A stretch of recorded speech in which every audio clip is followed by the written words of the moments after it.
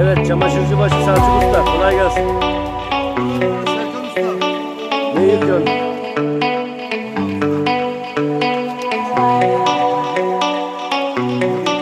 İş başa düştü. Benim çadırın çarşaf takımları var. Onları da yıkasana.